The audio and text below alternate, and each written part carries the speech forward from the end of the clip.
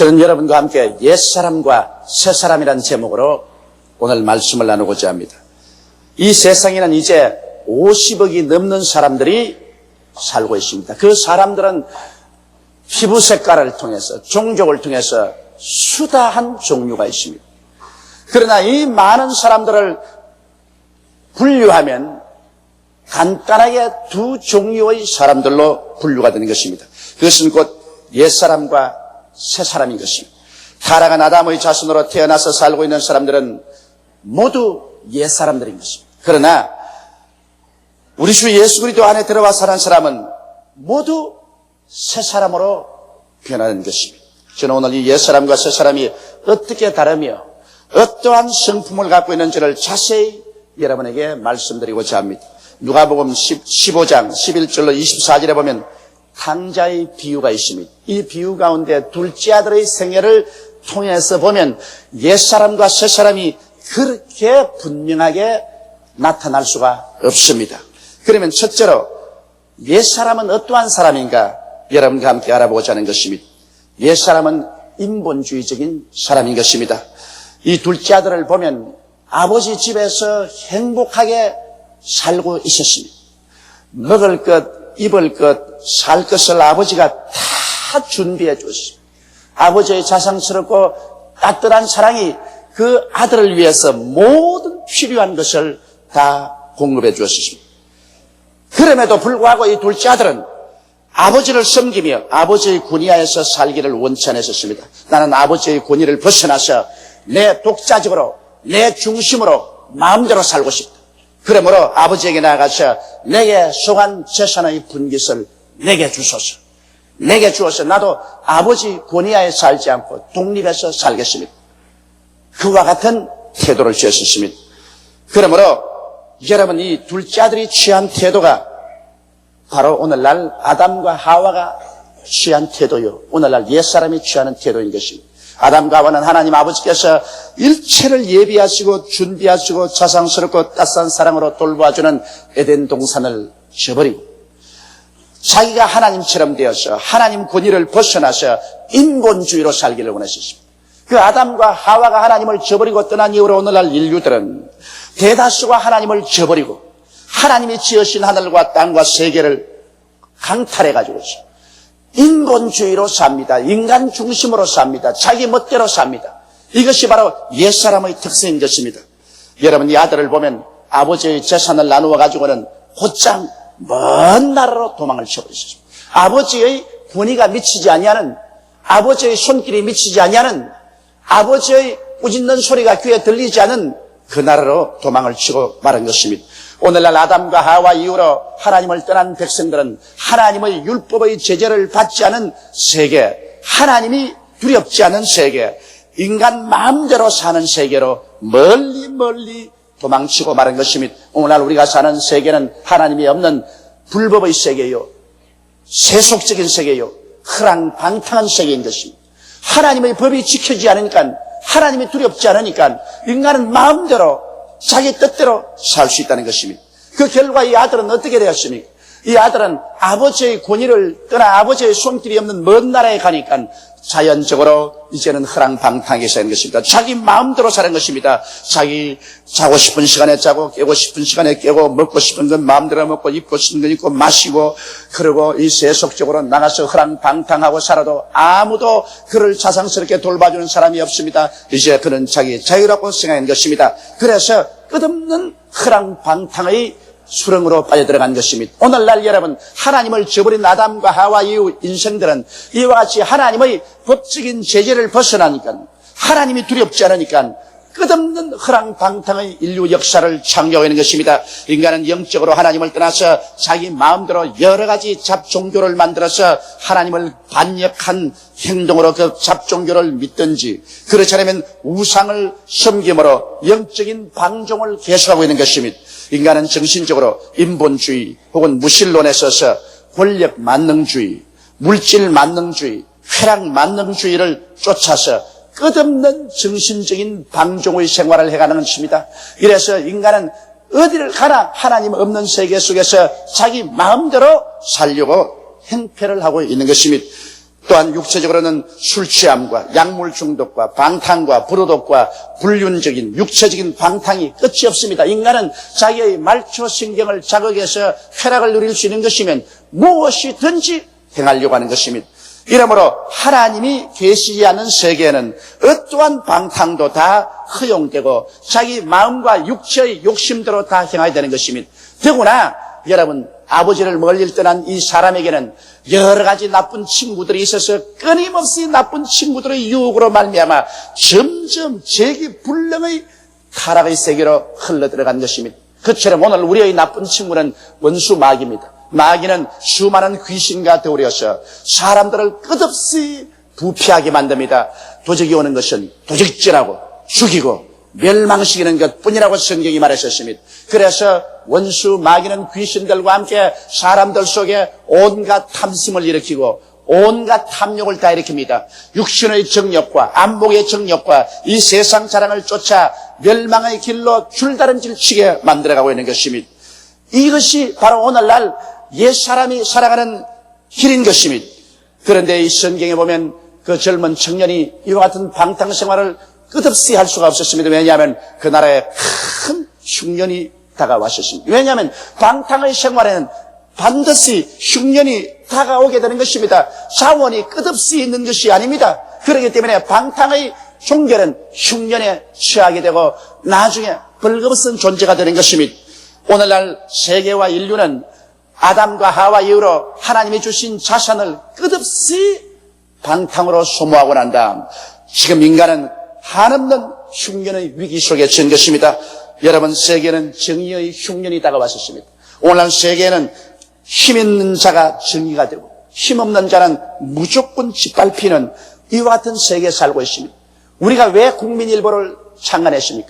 우리 민족 가운데 국민일보를 창간한 이유는 이 나라에 힘 있는 사람이 정의가 되고 돈 있는 사람이 정의가 되는 이러한 사회가 되지 않기 위해서 우리는 정의를 지키는 파수꾼이 되기 위해서 국민일보를 창간한 것입니다. 힘 있는 사람이 불의를 향할 때 우리는 그것을 질타하고 파헤치고 돈 있는 사람이 없는 사람을 짓밟을 때 이것을 우리는 질타하기 위해서 파수꾼으로서 국민일보를 세운 것입니다. 이 세상에 오늘날 정의의 궁핍한 시대가 다가온 것입니다. 힘이 난무하는 시대, 이것이 오늘날 우리 한국의 50 비리의 시대가 아닌 것입니까? 40이나 50이나 다 한 가지로 여러분, 그때는 힘이 정의였고 힘만 가지면 어떠한 일도 행할 수가 있고 어떠한 정치 권력도 사회 권력도 재산도 힘으로 모을 수 있는 것입니다. 이래서 힘없는 국민들은 무조건 하고 짓밟히고 입을 함구하고 그리고 움쩍할 수가 없었습니다. 이것 때문에 오늘날 50비리의 국회 청문회가 온 국민의 관심하에 보게 되었고 이것이 신문에 발표될 때마다 사람들은 눈을 비벼가면서 읽는 것이 바로 그 이유인 것입니다. 정의의 흉년, 이것이 오늘날 하나님을 떠난 백성들이 체험하는 길인 것입니다. 여러분, 삶의 가치와 임의의 흉년이 다가왔었습니다. 오늘날 사람들은 왜 사는지 모릅니다. 어디서 와서 왜 삶이 어디 가는지 모릅니다. 그저 먹고 자고 깨는 동물적인 생활을 반복하고 있었다는 것입니다. 그리고 거룩함의 흉년이 다가왔습니다. 사람들은 추합니다. 여러분, 오늘 신문을 보고 놀랬지요. 우리 한국 사회의 구석에 얼마나 깊은 방탕의 상처가 놓여 있다는 것을 알 수 있는 것입니다. 오늘날 거룩함의 흉년인 것입니다.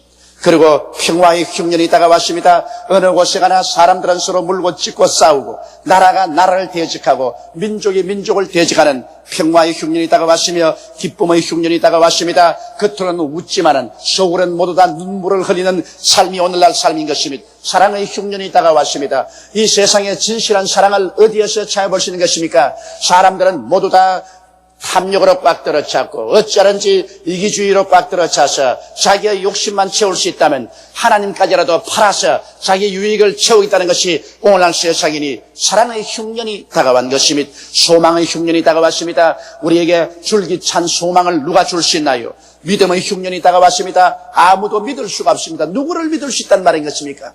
부모가 자식을 믿을 수가 없고 자식도 부모를 믿을 수가 없습니다. 형제나 친구를 믿을 수 없고 이웃을 믿을 수 없습니다. 이와 같은 믿음의 흉년이 다가왔었습니다. 더구나 윤리와 도덕적인 흉년이 다가왔었습니다. 나는 요사이 정말 겁이 나는 것은 요사이 길거리에 젊은 청소년뿐 아니라 부녀자들까지라도 강제로 탈취해가지고서 창녀로 팔아먹습니다. 길거리에 그냥 공연히 걸어가는 사람도 깡패들이 달라들어가지고서 그냥 머리채를 잡고서 고함을 치니까 다른 사람들은 자기 아내인 줄 알고 자기 딸인 줄 알고 손을 대지 못합니다. 이렇게 해서 끌고 가서 창녀촌에 넘기는 이러한 시대, 지금 공권력의 진공 상태에서 우리가 놓여 있는 것입니다. 이것은 우리 한국의 또 윤리와 도덕의 공백 상태가 왔고 흉년이 다가왔다는 것을 우리 보여주고 있는 것입니다. 그러므로 오늘날 사람들은 하나님을 떠나면 자기 마음대로 잘 살 수 있다고 생각하지만은 하나님을 떠난 세계는 영적으로, 정신적으로, 육체적으로 생활에서 무서운 흉년이 다가오게 된다는 것을 알아야 되는 것입니다. 그러므로 오늘 인류들은 전 세계적으로 이 흉년을 뼈저리게 느끼고 있는 것입니다. 이 청년은 흉년이 들어서 살 수가 없습니다. 이제는 있는 돈 다 써버리고 아무도 자기를 위해서 도와주는 사람이 없습니다. 이러기 때문에 그는 한 사람에게 직장을 구하니 그 사람이 이 사람을 고용해서 시골로 보내어 돼지를 치게 하는 것입니다. 유대인 사회에서는 가장 천한 직업이 돼지 치는 직업인 것입니다. 그것은 인간으로서 이제 마지막 가는 길, 짐승처럼 낮아진 돼지 치는 것입니다. 그는 돼지를 치면서 배가 고파서 돼지가 먹는 쥐염 열매를 나누어 먹으려고 하다가 돼지에게 물리고 돼지에게 짓밟혔어. 짐승처럼 낮아진 인간의 삶을 살게 된 것입니다. 여러분, 결국 우리 인류 문화는 하나님을 떠나서 인본주의로 써서 인간이 이 세상에 유토피아를 만든다고 생각하는데 실상은 돼지 소굴로 만들어버리고 말한 것입니다. 인간은 오늘날 우리의 삶 전체가 짐승과 같이 낮아진 그러한 비극적인 삶으로 전락해 가고 있는 것입니다. 인간의 윤리와 도덕은 땅에 떨어지고 인간의 정의는 사라지고 평화는 없어지고 이제 언제 온 세계가 멸망의 마지막 갈 길을 갈지 알지 못하는 그런 상황 속까지 내려와 있는 것입니다. 이것이 바로 옛사람의 모습인 것입니다. 이것이 바로 아버지를 떠난 탐자의 모습이며 또한 하나님을 떠난 인류의 모습인 것입니다. 하나님을 떠나서 잘 먹고 잘 입고 잘 살고 영광스럽게 될 것으로 생각했으나 그것은 정반대였습니다. 주님께서 하신 말씀대로 도적이 오는 것은 도적질하고 죽이고 멸망시키는 것뿐이요 인자가 온 것은 곧 양으로 생명을 얻게 하되 또 풍성히 얻게 하려 왔다고 말씀하신 그대로인 것입니다. 그러면 둘째로 새 사람은 어떠한 사람일까요? 새 사람은 바로 회개로서 시작되는 것입니다. 이 젊은 청년이 돼지 우리에서 돼지를 치다가 정신이 번쩍 들었습니다. 이야, 나는 헐벗고 굶주리고 영도 마음도 몸도 다 병들어서 죽어가는데 우리 아버지 집에는 매일매일 아버지 집에서 머슴으로 고용한 사람도 배불리 먹고 음식이 남는다. 그런데 나는 여기서 줄여 죽는구나. 정말 이제 보니까 우리 아버지는 좋은 아버지다. 아버지가 나를 위해서 모든 것을 예비해 주시고 준비해 놓은 그 세계, 아버지를 믿고 아버지를 따르고 아버지를 섬기고 사는 것이 참 행복했다. 그러므로 나는 이제는 인본주의를 버리고 내 마음대로 살기는 버리고 아버지께로 돌아가자. 이 행복한 옛날 시절을 다시 생각하고 돌이키는 회개가 바로 새 사람의 출발인 것입니다. 오늘날 우리들에게는 복음이 전파되고 있습니다. 하나님께서 우리 주 예수 그리스도를 보내셔서 만민에게 아버지께로 돌아오라고 복음을 전하고 있는 것입니다. 그곳에서는 죄의 용서함이 있고 자유가 있고 축복이 있고 하나님의 위로가 있습니다. 십자가에서 하나님께서는 우리 주 예수 그리스도를 통해서 우리의 죄를 다 값없이 예수를 통해 심판해서 용서해 주고 있는 것입니다. 나의 죄, 너의 죄, 우리의 모든 죄를 예수께 책임지었습니다. 예수님이 이것을 십자가에 올라가서 몸짓고 피를 흘려 다 청산하시고 그리고 아버지께로 돌아올 수 있는 길을 활짝 열어놓은 것입니다. 죄의 빚은 청산되었습니다. 심판은 거기에서 다 지불되었습니다. 사망은 거기에서 철폐되었습니다. 하늘 가는 밝은 길이 우리 주 예수 그리스도로 말미암아 아버지께로 활짝 열렸습니다. 예수님은 손을 내밀어 우리에게 말씀하기를 내가 곧 길이요 진리요 생명이니 나로 말미암지 않고는 아버지께로 올 자가 없다고 말하고 있는 것입니다. 이 예수 그리스도의 길을 통해서 하나님은 이제 회개하라고 말합니다. 우리는 예수를 통해서 우리 하나님께서 좋은 하나님인 것을 알았습니다. 그러므로 이 좋은 하나님을 저버리고 우리 인본주의에 있어서 인간의 수단과 방법과 노력으로 살려고 하다가 피투성이가 된 이 삶을 계속하지 말고 돌아가자. 이것이 바로 새 사람이 되는 증거인 것입니다. 예수님께서도 회개하라. 천국이 가까웠다 말한 것입니다. 회개 없이, 돌이킴이 없이 종교적으로 의식적으로는 구원을 받지 못합니다. 그러므로 우리는 회개해야 하는 것입니다. 회개라는 것은 인본주의에서 신본주의로 돌이키는 것을 말합니다. 내 중심으로 살던 것을 하나님 중심으로 사는 것으로 돌이키는 것을 말합니다. 내 마음대로 살던 것 하나님 뜻대로 살고, 나를 섬기던 것 하나님 섬기고, 나를 믿던 것 하나님 믿고, 내가 준비하는 것 하나님이 준비해 주시는 것으로 믿고 받아들이고 사는 것이 회개인 것입니다. 그러므로 이 아들은 돼지 우리를 떠나서 그는 새로운 삶으로 돌아가자. 마음도 몸도 병들고 온 몸에 돼지 퇴비 냄새가 나는데도 불구하고 있는 그대로, 못난 그대로, 빈손든 그대로, 헐벗은 그대로 그런 아버지께로 돌아가기 시작하는 것입니다. 여러분, 오늘날 하나님께서는 여러분과 나를 부르셔서 새 사람을 만들기를 원하는데, 여러분과 내가 윤리적, 도덕적으로 온전하게 되어서 돌아오기를 원하는 것이 아닙니다. 여러분과 나는 윤리와 도덕적으로 우리 스스로 온전하게 될 수가 없는 것입니다. 그러므로 하나님께서는 여러분 죄지은 그대로, 못난 그대로, 빈손든 그대로, 병든 그대로 하나님 앞에 마음을 돌이켜서 돌아오기를 원하시는 것입니다. 그런데 이 아들이 아버지께 가까이 갈 때 아버지는 벌써 그 아들이 오기를 언제나 기다리고 있는 것입니다. 멀리 바라보고 있다가 저곳에 아들이 옵니다. 다른 사람은 그 사람이라고 분별할 수 없을 만큼 여위고 병들었는데 아버지의 눈은 제각 알아보았습니다. 아버지는 뛰어나갔습니다. 이 아들이 아버지 앞에 무릎을 꿇어 아버지 하늘과 아버지께 죄를 지었으니 나는 아들의 일컬음을 받지 못합니다. 품꾼의 하나로 보아주소서. 그건 회개한 자의 마땅한 마음이 있지만 아버지는 그 아들을 일으켜서 그 아들을 당장 끌어안았습니다. 돼지 퇴비 냄새가 나고 더럽고 추한 그 아들을 마다하지 않고 아버지는 품에 끌어안은 것입니다. 여러분, 오늘날 우리가 하나님께로 돌아오면 하나님은 이와 같은 사랑으로 우리를 품어주는 것입니다. 하나님은 여러분과 나의 과거를 묻지 않습니다. 여러분과 나의 도덕적으로 인격적으로 더러운 것도 묻지 않습니다. 돌아오는 그것이 이쁘고 고마워서 하나님께서는 우리를 품어주시고 안아주시는 것입니다. 그러고 난 다음 이제 새 사람에 대한 아버지의 긍휼을 한번 바라보시기 바랍니다. 아버지는 외쳤습니다. 종들을 보고 이 사람들아 집에 가서 제일 좋은 옷을 가지고 오느라. 이거 어마어마한 말입니다. 지금 목욕도 안 하고 돼지 퇴비 냄새가 온몸에 가득한데 보통 사람 같으면 야, 저 창고에 가서 헐무리한 옷 하나 갖다 입혀라. 그렇게 할 것인데 이 아버지는 제일 좋은 옷을 갖다 입히라는 것입니다.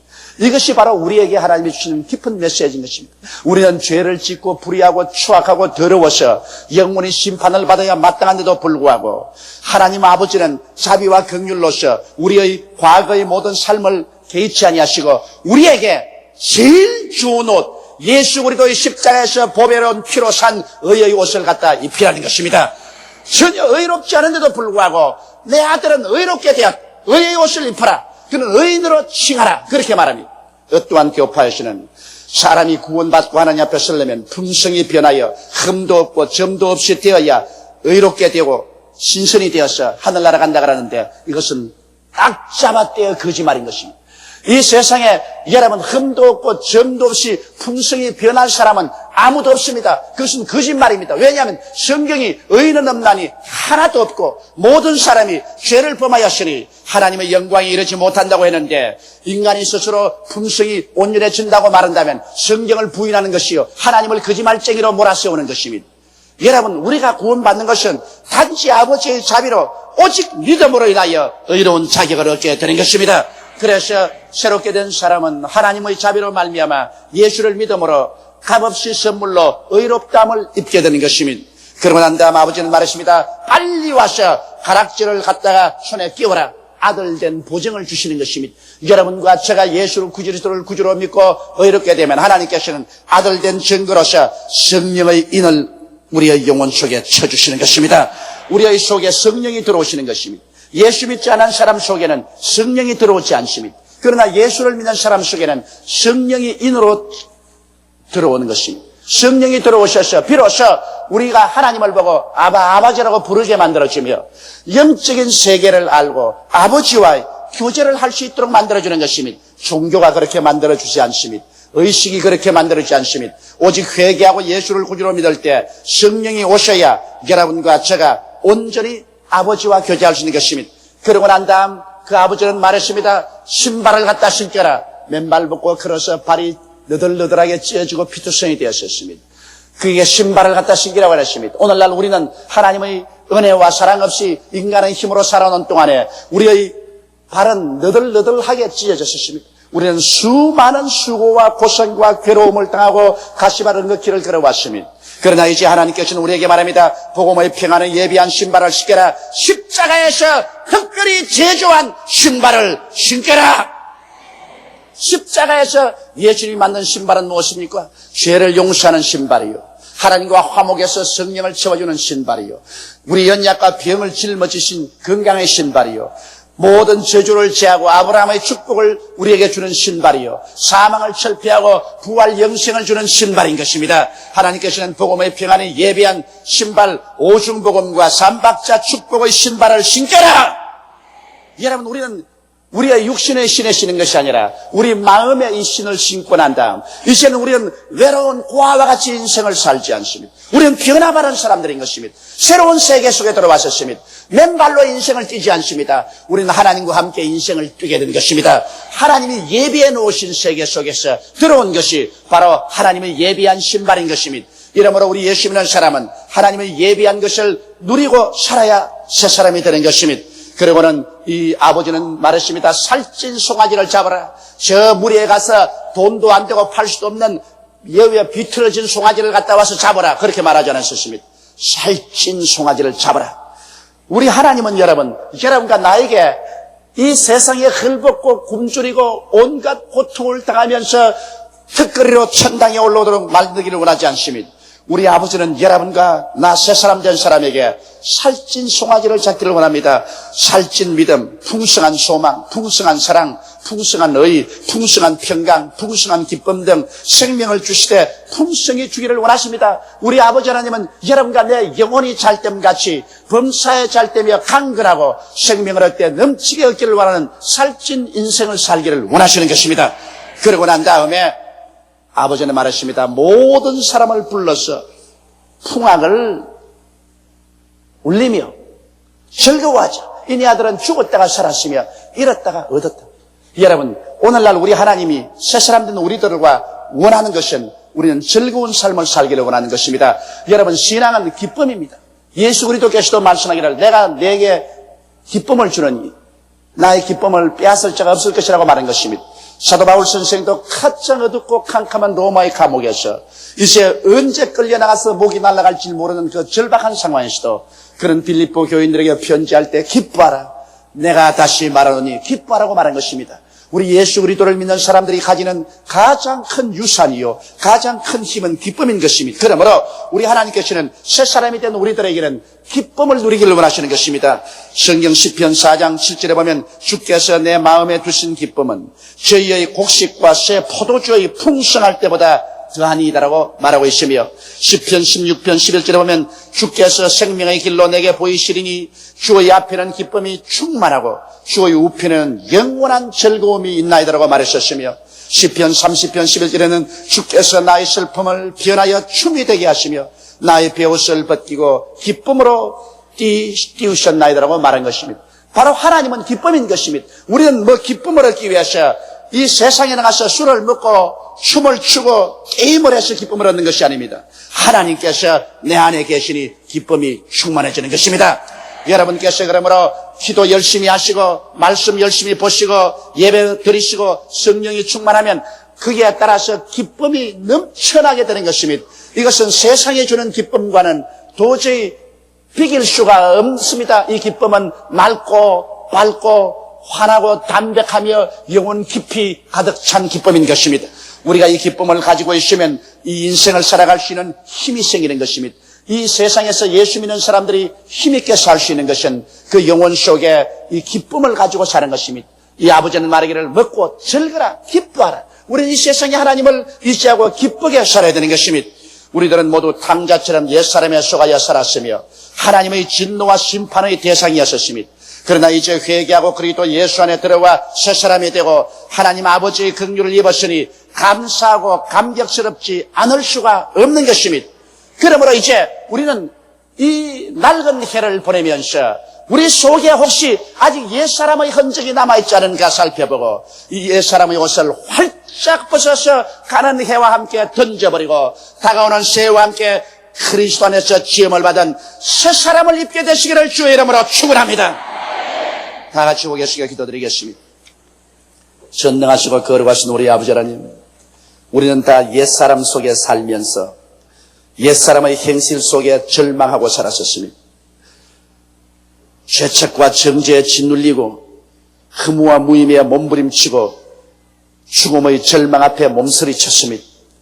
그러나 그리스도 예수 안에서 하나님께서 우리에게 새 사람을 주시고 새 세계를 주심을 감사합니다.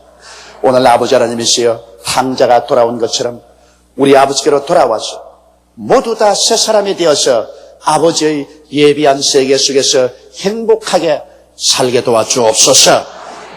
우리 주 예수님 이름으로 기도드리옵나이다. 아멘.